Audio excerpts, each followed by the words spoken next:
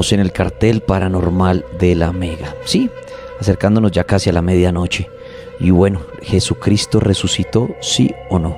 Hay muchos comentarios en la cuenta de Instagram, el cartel de la Mega. Muchas gracias a todos los que nos dejaron ahí su escrito. Pero bueno, hay que oír a un invitado y le doy las gracias al obispo Andrés Tirado, que nos ha conseguido a otro obispo llamado René Mancilla, quien nos quiere dar su opinión en esta noche. Si Jesucristo resucitó, ¿sí o no? Escuchémoslo.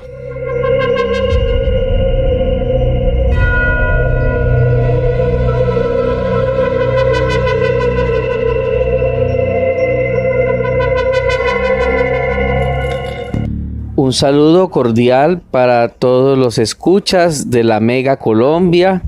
Les saluda el obispo René Mancilla de la Congregación Sacerdotal Internacional, católicos independientes, trabajando aquí en Santo Domingo, Ecuador. Justamente terminando las celebraciones de la Semana Mayor, en compañía de todos los hermanos congregados, a la cabeza nuestra, Monseñor Andrés Tirado Pérez, arzobispo y fundador de la congregación. Habitualmente él se dirige a ustedes y comparte en los programas de la Mega, programas muy interesantes que nos ayudan a comprender los misterios que vivimos en la vida, lo que pasa en nuestra realidad y lo que está más allá de lo normal, lo paranormal. Un saludo para todos ustedes y en especial para quienes hacen este programa tan especial de la radio en la Mega Colombia. Se me ha pedido hablarles de la resurrección de nuestro Señor Jesucristo y es muy oportuno hacerlo justamente hoy domingo 17 de abril del año 2022, que estamos celebrando la Pascua de Resurrección. Durante esta semana, que comenzó el domingo anterior, tradicionalmente llamado Domingo de Ramos, hemos acompañado a Jesús de Nazaret en un recorrido que es el recorrido del camino de la cruz, o es el recorrido de los misterios de la pasión, muerte y resurrección de nuestro Señor Jesucristo. Naturalmente, nosotros en el lenguaje teológico llamamos a estos misterios el triduo pascual. Triduo porque se trata de tres momentos importantes que nos conducen a la Pascua, lo que es la pasión, la muerte y la resurrección del Señor. De la pasión a la resurrección tenemos una serie de eventos y acontecimientos que conducen al hecho fundamental que estamos celebrando hoy, la resurrección de Cristo. Para resucitar era necesario morir. La muerte en Jesús de Nazaret se le debe definir como lo que fue, un asesinato. Fue, como lo dice San Pablo en la lectura de los Hechos de los Apóstoles en el capítulo 10, que se lee tradicionalmente en la liturgia del Domingo de la Resurrección.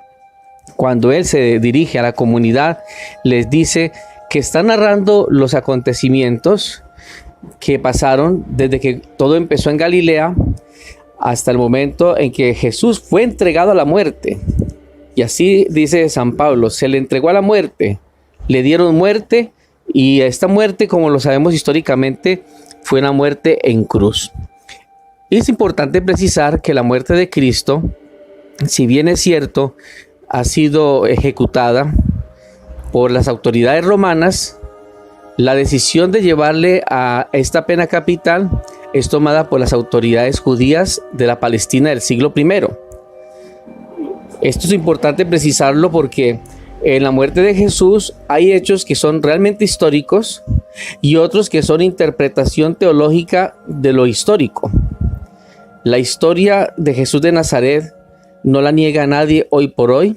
Hay un consenso en la comunidad científica y ese consenso se enmarca en los estudios que llamamos del Jesús histórico, es decir, una reconstrucción científica desde los métodos antropológicos, teológicos, es decir, interdisciplinar, un método interdisciplinar donde la ciencia, la arqueología, la antropología, la lingüística y demás elementos científicos nos ayudan a comprender lo que se narra en las tradiciones evangélicas, es decir, en los 4 evangelios canónicos que conocemos: Marcos, Mateo, Lucas y Juan, o cuarto evangelio en ese mismo orden. La narración de la pasión, muerte y resurrección de Jesucristo es histórica, insisto en ello, y muchos de estos eventos han encontrado no solamente testimonio en las mismas narraciones intracanónicas, es decir, en los evangelios que les he enunciado, sino también en otras tradiciones extracanónicas que popularmente se conocen con el nombre de evangelios apócrifos. La literatura que no es o que no sigue la ortodoxia se llama apócrifa y es una literatura tardía del siglo III, IV y V. Hay algunos textos que para algunos científicos e historiadores se les puede ubicar en el siglo II, comienzos del mismo, de nuestra era, siglo II de nuestra era, como el caso del Evangelio de Pedro, que trae elementos pascuales bien interesantes y que apuntan a la resurrección de Jesucristo nuestro Señor. O los evangelios apócrifos más conocidos por ustedes y que pueden observar en los tiempos de Semana Santa de cada año en las diferentes transmisiones televisivas o por streaming que hace History Channel, Discovery y demás programas afines. Estos evangelios apócrifos conocidos más comunes como el de Felipe, María Magdalena, los evangelios de la infancia del Señor, son literatura que también aportan elementos históricos. Pero aparte de encontrar la literatura de los evangelios canónicos y de los evangelios que no son canónicos y que hemos llamado apócrifos, también está la literatura de fuentes paganas del siglo I, literatura por parte de autoridades judías, autoridades literarias, llamémoslas así, ¿no? Judías como Flavio Josefo, o también romanas y griegas, como el caso de Tácito y Filón, entre otros, que hablan precisamente del movimiento de Jesús, a quien le conocían como Cristo o Crestos o Cristo, y de donde vienen las comunidades cristianas. Pero vamos a centrarnos ya en el hecho enfático de la resurrección de Cristo, que ha sido el tema que se me ha preguntado, y yo agradezco a los amigos de la Mega y a los radioescuchas y los que están a través del streaming y las plataformas que la Mega Colombia maneja por darnos esta oportunidad a la Congregación Sacerdotal Internacional, una congregación de sacerdotes que somos católicos, pero no dependemos de la autoridad romana, somos independientes. Y en este grupo de sacerdotes encontramos sacerdotes con formación teológica, histórica, filosófica y bíblica, y también en muchos campos, y por eso podemos colaborar de esta manera con algunas respuestas. Yo sé que las personas que nos escuchan tendrán muchas inquietudes, y para poder hablar de la resurrección yo he tenido que remontarme a la muerte de Cristo y enfatizar que ha sido histórica. Ahora vamos a hablar del hecho como tal de la resurrección, y lo voy a hacer como haciéndome las preguntas que quizás ustedes en este momento pueden estar haciéndose. ¿Cómo resucitó Jesús? ¿Cómo fue ese momento? ¿Quién vio ese momento de la resurrección? ¿Quién da fe de que Él resucitó? ¿Qué es eso de resucitar, o de qué manera aparece resucitado Jesús? ¿Por qué hay que creer que Él resucitó? Y así pueden haber muchas otras preguntas. Yo quiero enfatizar en la primera que nos hemos planteado sobre la resurrección de Cristo, y es que realmente resucitó.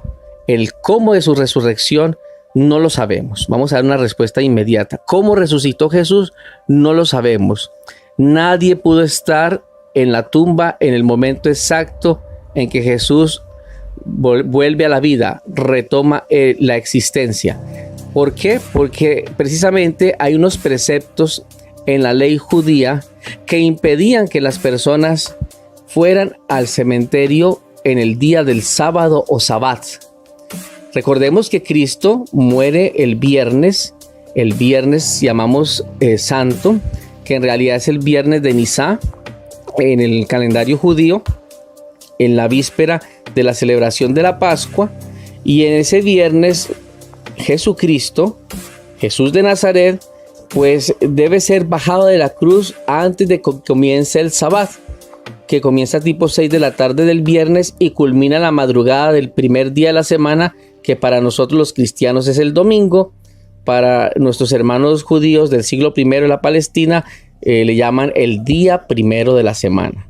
Los 4 evangelios son enfáticos en decir que en la madrugada, muy al alba del primer día de la semana, fueron las mujeres al sepulcro y encontraron la tumba vacía. Y bueno, hay una serie de elementos que todavía no vamos a abordar.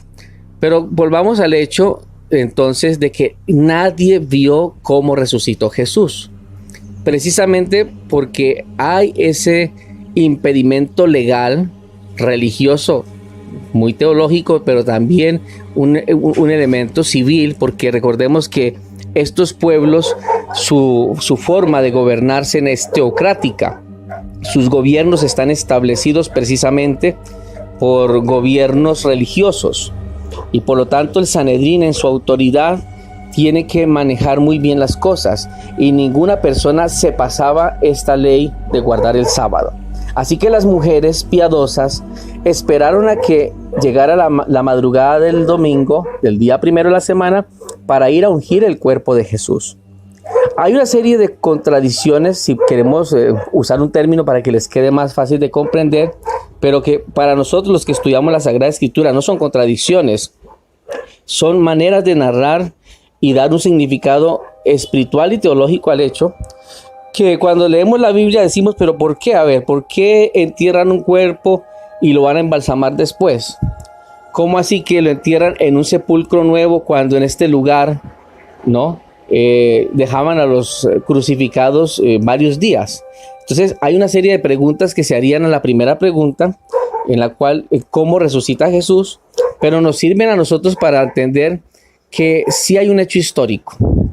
Jesús es desclavado de la cruz y fue colocado en un sepulcro, y quien pide el cuerpo se llama José de Arimatea, un hombre piadoso, practicante de su fe judía, muy conocido y renombrado en su comunidad, pero también seguidor en secreto de Jesús. José de Arimatea, al pedir el cuerpo de Jesús a las autoridades romanas, le presta, según la versión de los evangelios, un sepulcro a Jesús. Allí guarda la familia de Jesús el cuerpo de Cristo. Y para nosotros esta escena quizás no ha sido tan impactante, tan icónica como sí lo es la de la Virgen María, la Madre, que recibe en sus piernas a Jesús, la imagen de la piedad, ¿no? Que es muy famosa. Después de desclavado en la cruz, lo sostiene y hace su duelo. Pero para nosotros es más fiable lo que le estamos diciendo de que Jesús, una vez desclavado en la cruz, es llevado al sepulcro y tiene un entierro como era solicitado por José de Arimatea. Los otros que morían en la cruz, históricamente hablando, toda la persona que moría en la cruz era dejada allí para que los cuervos, los animales, los chacales, las fieras, los mismos perros devoraran los cuerpos. Pero según la tradición de los 4 evangelios y las tradiciones extracanónicas de los evangelios apócrifos, con el cuerpo de Jesús no pasa esto, porque sí tiene un doliente, tiene quien pida el cuerpo de Jesús. Luego, el cuerpo es depositado en el sepulcro y es gracias a ese hecho de que hay un cuerpo guardado en un sepulcro que a la mañana del día primero de la semana, el domingo, la gente que va al sepulcro, que fueron testigos del hecho de que fue guardado Jesús allí, en este lugar, ya no lo encuentran. Y es aquí donde se hacen la pregunta, ¿qué pasó? ¿Quién se lo llevó? Y entonces ahí viene una aparición de seres espirituales que en cada versión de los evangelios dicen son 1, son 2, son muchachos, son ángeles, pero que más que el número o la naturaleza de estos seres, lo que importa es su mensaje, el anuncio. Ahí viene como la segunda punto a notar, que tras del hecho de la resurrección que nadie pudo ver, porque habían estos impedimentos que ya les narré, viene un anuncio, un testimonio que está puesto de manera sobrenatural en el Nuevo Testamento, pero que es propio de la comunidad de fe primitiva. Cristo resucitó. Jesús, el Nazareno, el que fue crucificado, no está aquí, dice la aparición, ha resucitado. Y entonces de la evidencia, ¿no?, física, de no ver un cuerpo en un sepulcro, de encontrar solamente el sudario, los elementos de su mortaja, como lo dice Juan en el capítulo 20, versículo 1 y siguientes, viene el anuncio. ¿Cuál anuncio? De que Jesús ha resucitado. Y ese anuncio se convierte entonces en un testimonio que ayuda a las pruebas o a la evidencia de que no está en el sepulcro. Es como si retrotrayéramos eso a nuestro presente, lo trayéramos ahora en los juicios que conocemos comúnmente. En un juicio siempre se presentan pruebas técnicas, físicas del evento, y también se presentan testimonios. Y presentando testimonios solamente no serviría, hay que tener las pruebas. O teniendo pruebas y unos elementos de testimonio, pues no tendríamos, no habría una verdad objetiva. Entonces, a la prueba de que el sepulcro está vacío, viene el testimonio, el anuncio de que ha resucitado. A esto se suma un tercer elemento, que pasado el primer día de la resurrección, durante esa misma jornada y en los 8 días que continúan a la resurrección, se van a dar una serie de apariciones, que se les llama comúnmente las apariciones del resucitado. Y cada una de estas apariciones va trayendo elementos que, más que contradecirse entre sí mismas, nos demuestran que esa aparición de Jesús resucitado evidencia que Cristo venció a la muerte, que no estaba en el sepulcro no porque se hayan robado su cuerpo, sino porque pasó algo con su cuerpo. Y ese algo es una transformación. Y entonces tenemos el sepulcro vacío como gran evidencia con todo lo que hay allí por dentro del sepulcro, que demuestra que Jesús no estaba allí. El anuncio, el testimonio de estos seres que indican que no está porque ha resucitado. Y luego las pruebas o los testimonios fidedignos de aquellos que acompañaron a Jesús en su vida mortal y que después se convierten en los testigos de su resurrección, como son los apóstoles, los discípulos y discípulas de Jesús. Entonces ellos en sus mensajes van a comunicar elementos interesantes que nos ayudan a pensar que el cuerpo de Jesús que ha retornado a la vida no es un cuerpo humano como tal.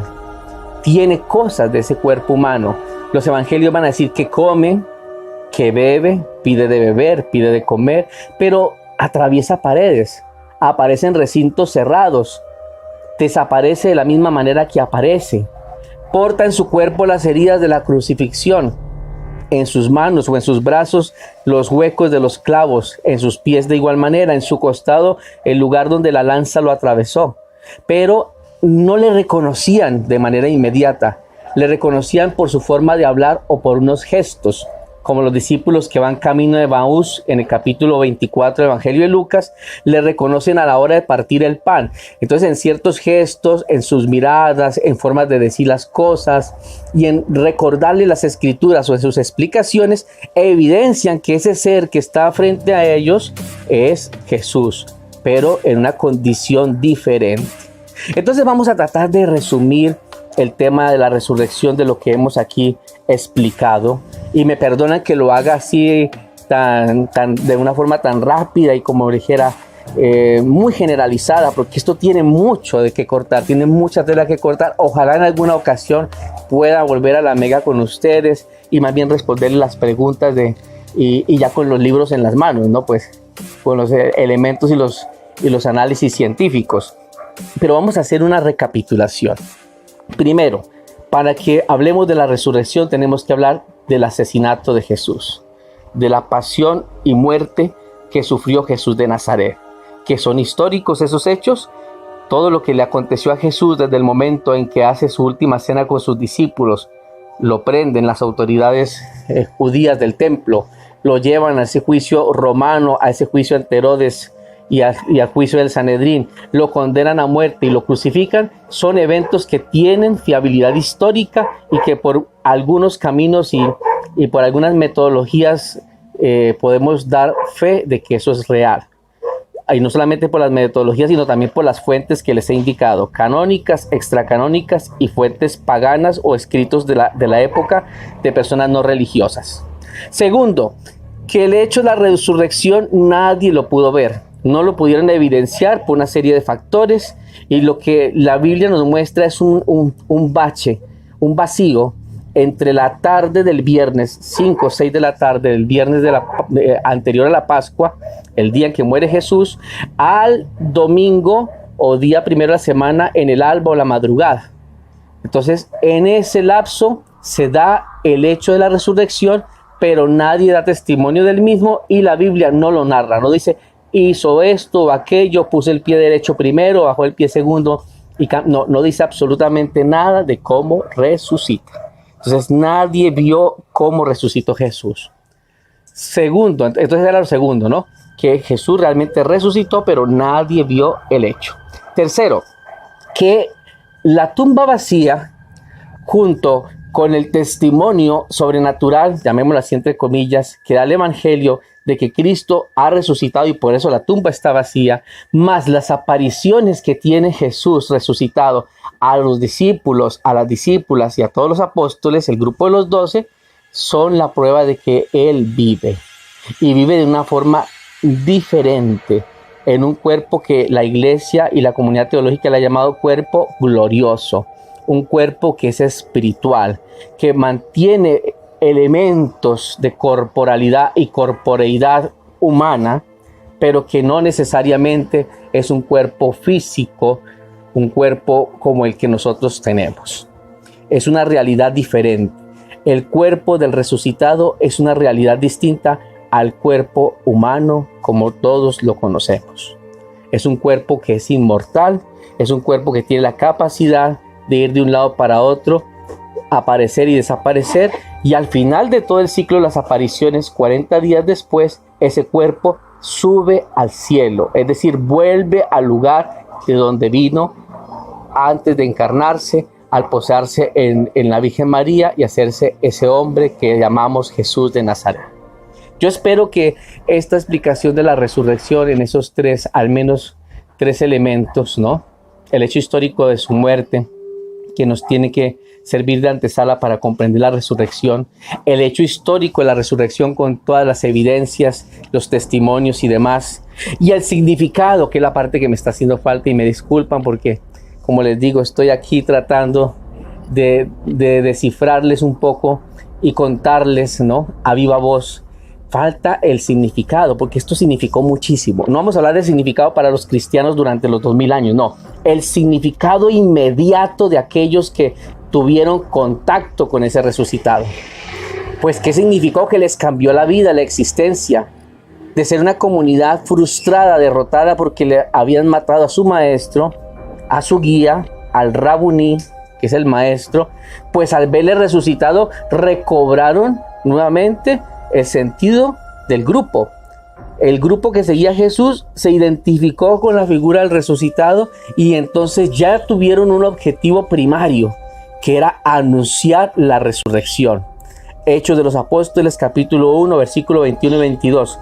Nos convertimos en testigos de su resurrección, y arranca un movimiento espiritual que después va a devenir en una religión, ¿no?, monoteísta, de base judía, del seno de Abraham, del mismo tronco común de Abraham, como lo es el judaísmo, el islam y el cristianismo. Entonces va a arrancar a nacer el cristianismo del hecho histórico, fundamental, original, que es la resurrección de Cristo. Casi nada. Entonces el principal significado de la resurrección de Cristo es que origina un movimiento espiritual de gente que se convierte en testigos de la resurrección de Jesús de Nazaret, a quien empezarán a llamar el Cristo, es decir, el Mesías de Dios, el ungido, que vino a salvar a la comunidad y hacer de esa comunidad un pueblo nuevo, un lugar nuevo, un grupo nuevo de gente, de personas, para que transformen la sociedad, y ese lugar nuevo o grupo nuevo se le conoce como reino de Dios. Bueno, ese es un tema para otro momento, pero yo creo que con esto podemos cumplir la tarea.